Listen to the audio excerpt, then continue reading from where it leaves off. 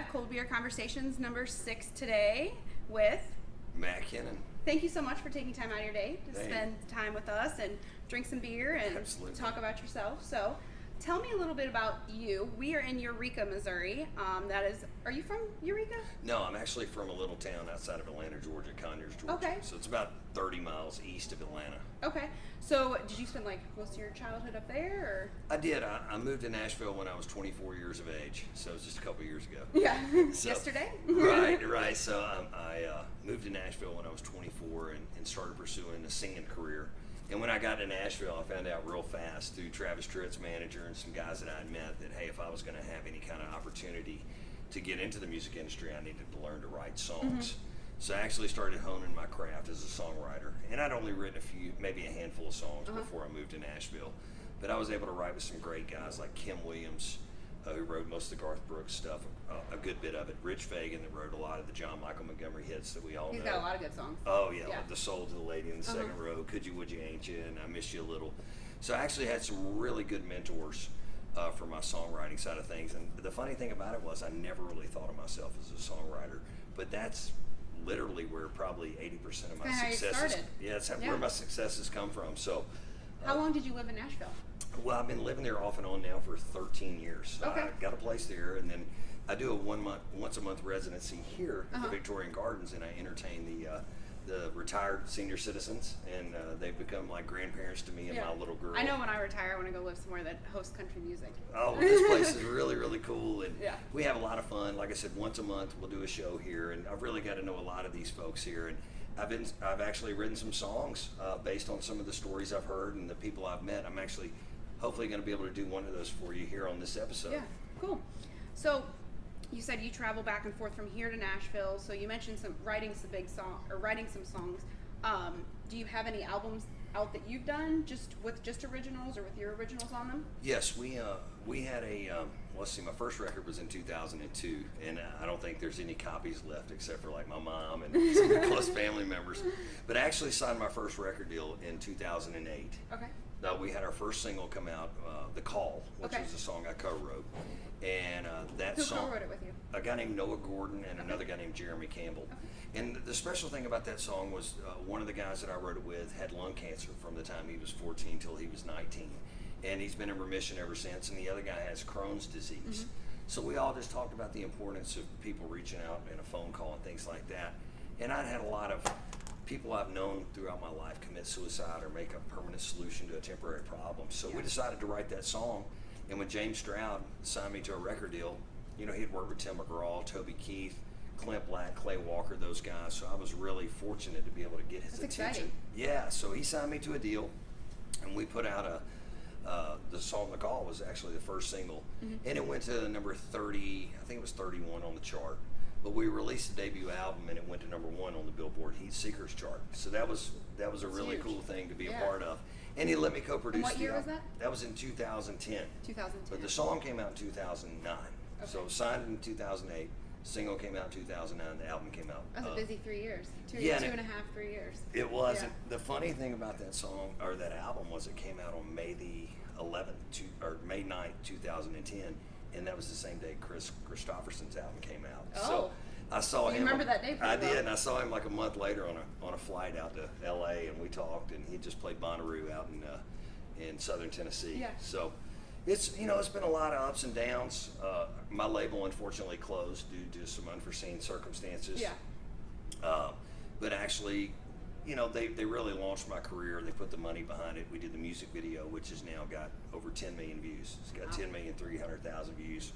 We have over 150,000 fans on social media right now. Wow. So that's a huge following. Yeah, it's organically. We never fluff the numbers or tried to buy fans or anything like that, because every time I do a record, which we're working on my 8th album right now. Okay, I was going to ask you, are you working on one now? We are. Does that one have original songs, or is there some covers on there? I've only done one cover in my career, and that's been Faithfully by Journey. Okay. Just did an acoustic, and I sang it to my daughter in the studio and my wife, and that was just one of the things that I just called out on the microphone from the vocal booth and told my engineer and guitar player, I said, hey man, play Faithfully. And he didn't even have enough time to think, "Are you nuts, Kennon? You don't sound like Steve Perry." So he started Sometimes playing. it's okay if you don't sound like that. Well, that's your right. own rendition of it. And it just worked. Yeah. So it was one of those things that just kind of worked, and we put that out on my 4 on the Floor EP, and that's done really well for us. So And when did you release that? that was in 2014, I think, 2014. So you've really been in the music scene since you said, what, 2002? Is that right? Well, 2002 I did my first album. I've actually been making a living and doing this full time since 2004. Wow. So what did you do before music? I sold motorcycles. Sold motorcycles. And that's how I got in the music industry. I sold a lot of those guys their motorcycles, and I was selling big dog choppers in Atlanta. And then when I moved to Nashville, I started selling bikes up there. Mm-hmm. So Big Dog was actually manufactured out of Wichita, Okay. and the Coleman lanterns and the coolers and stuff like that. Which I don't know what cooler you got, but they were made. No. Well, Big Dog actually, that was Sheldon Coleman's hobby, was motorcycles. So the big chopper craze, that was the logo Oh, of the cool. shop that I worked for. And I was playing a lot of the biker bars and the bike rallies and things like that, the bike nights, and that's where I was doing more southern rock and country. So it all just kind of led into that. So I tell Built everybody, on it. I told everybody I rode my motorcycle into Nashville, Yeah. and that really happened. So that's how that got going. And then from there, I wrote a song, co-wrote a song with the guy I wrote the call with, Noah Gordon, and it was only like the 15th song I wrote. And I was doing a record with Kyle Lennon, who did all the Randy Travis records. Okay. And I told Kyle, I said, we're going to write a song for Randy's album. He's like, here, write you and everybody else. Well, little did I know, we wrote a song and we pitched it to them, and they cut it and put it out on the radio. Oh, they liked it. They did. It was a single, and I've done really well with that song. We made the Greatest Hits album. And so that's really kind of my claim to fame, Yeah. especially with my mom. She was like the biggest Randy Travis fan ever. So when your song. So when one you of my did your songs song. that I wrote. So has anybody else done any of the songs that you've written? Yes, I've had probably, I would say probably 15 songs released in the wow. commercial Okay. world. Jesse Keith Willie, who Keith Willie and Laura Morgan's son. Yeah. He's a good buddy of mine. He's recorded one of my songs. I've had several veteran military artists record one of my songs called "We Don't Talk About the War." I've had a couple. Another one was Cody Means, who is Carrie Underwood's nephew. Okay. Recorded one of my songs called "Take Me Drunk, I'm Home." So we've been blessed in a lot of different ways. And then I put out probably, on that debut album, I think I co-wrote 8 or 9 of the 13 that was on that album. Okay. So during your career, you talked about how you've been to Nashville and how you go back and forth. Have you ever gone on tour before? Mm-hmm. Okay. Yeah, I've actually been out. I did about 14 shows with the group, the band Perry. Mm-hmm. I always laughed about it because they had a song called "If I Die Young," which was about suicide, and I was performing the call night after night. Yeah. So we were out together. I've been out and done several festivals. Bama Jam was a big festival. I'd say the largest crowd we performed for was 75,000 Wow. people down in Alabama. We opened That's up a for lot of Chesney. people. Yeah, that was a big deal. But Hank Jr., done shows with Eric Church, Blake Shelton, Train, Yeah. Bush, Velvet Revolver. So I found myself doing a lot of opening not so slots. country. Well, I know, but Yeah. they were like these festivals, like down on the beach in Pensacola, like DeLuna Fest. I toured a lot with Blackberry Smoke, who were my label mates. Who else have we done shows with? Here recently, I've been working a lot with Daryl Worley, Okay. Brian White. Yeah, I saw what was it, about a month ago, or 2 weeks ago? 2 you weeks had, ago. Had opened for him or Right. played with him.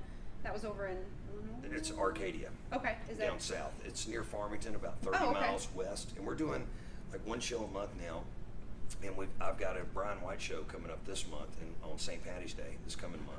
And then Daryl and I booked another 5 shows together. Possibly we've got 3 more in the works, so probably 8 more shows before the end of the year. That's cool. And him and I he's were- a good household name. Oh, well, we were label mates, and I've been trying to talk him into coming to Eureka. So maybe one of these dates when we're down in southern Missouri, maybe we can talk him into getting up here to Eureka. And we got Daryl Singletary, which I'm not supposed to announce that till next week, but we got Daryl Singletary coming up May the 12th.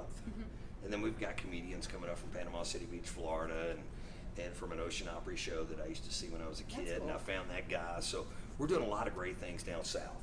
Cool. So hopefully we'll be able to do some stuff with you all here in St. Louis County and the Eureka area. Yeah. So with you touring with them, do you have any like cool road stories, like anything Because did you tour with the whole band, or was it just you? Or I've done a lot of both. When I had the song out, we did a lot of radio tour stuff. We had to go see probably 60 or 70 radio stations over a 10-week period. that's a busy 10 weeks. It was, but you know what? It was really rewarding to be able to get out and to hear your song on the radio and listen to what the fans have to say, Yeah. and when you're doing the call-ins and things like that. But yeah, I toured with a fiddle player and a guitar player, so the three of us went out. So we did that, and then we did a lot of full band stuff. But yeah, we had our own bus for a while. My guitar player was the bus driver, and we did the full band thing, and we had like this 1991 Prevost, or excuse me, let me take that back. Cut. We had a 1991 Silver Eagle that had black mold in it, so we were always sick on the road and getting pulled over because our tag said Ghetto One, so it was probably some rapper or something. So we were getting pulled over. Somebody's gonna watch this and go, "That's my old band." Well, it was Low Cash's old bus. Okay. So it was their bus, and before that, I think it was Martinez, and then I think it was Alan Jackson's original bus. So this guy. That's an odd tag for all those people. Right. Well, I don't think it got Ghetto One until Low Cash got it. Okay. Yeah. Thank you to our sponsor, Baxter Brothers Brewing Company. They're local here in the area, High Ridge, Missouri. So we brought you to Eureka, Missouri, and we're going to take Baxter Brothers to our next interview as well, number 7. This is number 6. So, what do you think? Damn good beer and really cool hats. I got to get one of those. Cool, awesome. So thank you again, and thank you for all your support. You can put up a box store, tear down the silos, build a. So you've been doing music full time for 12 years now, which that's a career in itself. That's a long time to be in anything. So some of the up and coming people, we interview anywhere from you to people that are very up and coming in this area. So Right. Is there any bit of advice that you have for them that you can kind of help them out? Well, if anything, I guess I can't tell people what to do, but I Yeah. show them what not to do. Yeah. No, I'm just kidding. But no. You always learn from your Yeah, mistakes, the right? fact of the matter is I think right now with all the outlets that are available via YouTube, Facebook, Instagram, distribution through CD Baby and other outlets, I think there's never been a better time for independent artists to actually put their stamp out there, put their art out there. I don't even think you need record deals anymore. I mean, that's so few There's and so far many between. people that are getting by without it and have Right. hundreds upon thousands of fans that follow them and come to shows, and they sell out large venues, and they don't have Right. record labels. And That's right. I think that's awesome. Well, and I think it's just a time where there's people, I'm sure, like you and Dustin and myself. I like discovering new music. You know, I can We hear, travel a lot just Right. to see new music. just to see new music, and like I said, with you can make a good living. Yeah. And you know, when I moved to Nashville, I prayed to God. I said, God, just let me make a living at this. Well, maybe I should have been a little more specific, like let me be able to retire in 10 years. But He has been enabled me to make a living doing music, and the market, it's out there. If you're doing country music, you're doing blues, you're doing rock, just hustle. Get on the phone, start calling them, maybe go out and play a few shows just to get into the market, and then you can build your fan base and engage your fans. Constantly be posting videos like you guys are doing here. Yeah, that's kind of what we're trying to do, is kind of bring light to some of these people that we have faith in and we love what they do, and I want people to see them. I want to host them. I Absolutely. want people to be able to come and love their music and follow them to Right. shows and follow their career, because some of them are very talented. So And now I think it's so hard. I mean, all the stars really have to align. I tell people I had 15 minutes of fame. Yeah. And I would, what a one-hit wonder is. It has one and wonders why I can't have two. Yeah. But you know what? The song McCall, we've had over 30,000 emails from people saying my song has saved their life or made a difference in their life. And to me, I don't know that Kenny Chesney could say that. yeah, that's rewarding. So even though I didn't financially or monetarily gain a bunch Sometimes of money, it's not all about money. it's not though. all about that. Yeah. It's me being able to be free enough to be able to travel around the country with my guitar. The experience alone is some people I envy. I would love to be able to travel, and we travel just to go see good music. Sometimes we see an artist and we're like, let's go, make up an excuse to go to Tennessee or Indiana. Right. Just because we want to support, up and coming musicians. So Well, if I can help any Yeah. of you all in any way, I'm Awesome. here at least 7-10 days a month, something like Awesome. that. So would love to sit down and talk with y'all more, and maybe check back after the record comes out. Yeah. Maybe report some astronomical numbers. maybe we'll or do something. another interview after that. Yeah, and absolutely. Talk about your how you've done with your album. So Yes, and the song Throwback Town, I wrote that while I was here at the Victorian Gardens, and we actually shot the music video here. So Oh. it's done really well in this area in Eureka, and there's been a lot of shows and things come from that. So Cool. I think it's all about just putting yourself out there and just trying to separate yourself from the pack. Yeah. I always heard you can't be the lone wolf and run with the pack. wow. So you do it differently then. Absolutely. Yeah. I run this as my business. This is my life. Yeah. And I don't really put my fate into anyone else's hands. Yeah. It's good. You're So in you gotta control be, of everything. You got to be in control. Yeah. And I'm not saying control freak, but you do have to be able to, whether it be your CD cover, your photos, your interviews, your videos. And that's kind of what you let go when you sign on with somebody. You kind of put the fate in their hands say, and let hey, them decide. Yeah, just do whatever you want with me. Well, that's not really. Yeah. That's being who they want you to be. Yeah. We one of our other previous interviews, she had a record deal and actually walked away from it because she was not comfortable with the way that they were taking her. Right. So that's kind of I feel like a more common thing where people want control of Right. their own destiny. So What's the old saying? I'd rather be hated for who I am than Yeah. loved for who I'm not. exactly. Stay true. Stay true to yourself. There Keep you the go. music going. Thank you guys. Yeah. Hey, I'm Matt Kennon. It's good to be here today. I'm coming to you live from the Victorian Gardens here, which is a retirement community in Eureka. And I had a really good friend of mine who I adopted as my grandpa about a year ago. His name was Mick Ambrose. And Mick went on to be with the Lord a couple of weeks ago. And I wanted to write a song for him because he went to all the shows and sold all my merch, and we just became really good friends. And he called me grandson, I called him Pawpaw. This song's called A Medal for a Broken Heart.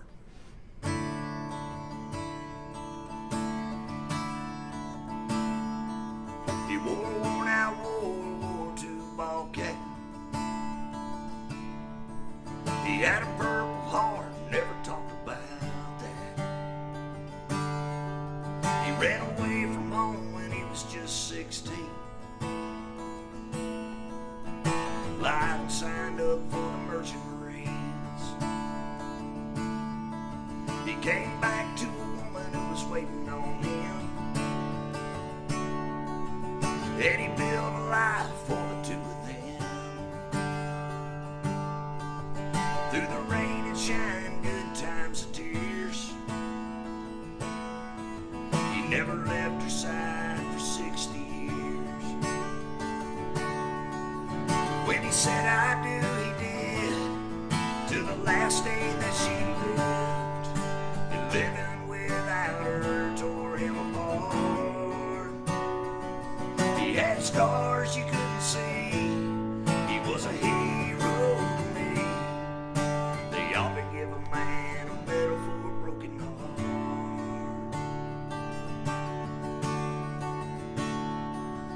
He was my papa, I was his grandson. Since the day we met at the old folks' home. He had her picture framed, it was like a shrine. Yeah, he loved that woman to the end of time. When he said I do, he did. To the last day that she lived. And living without her tore him apart. He had scars you couldn't see. He was a hero to me. They ought to give a man a medal for a broken heart.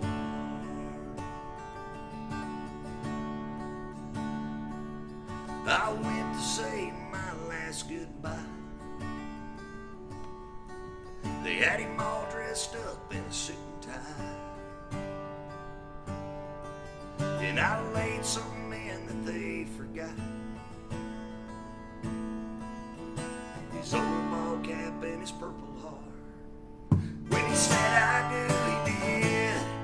To the last day that he lived. And living without her tore him apart. He had scars you couldn't see. He was a hero to me. They ought to give a man a medal for a broken heart. They ought to give that man a medal for a broken heart.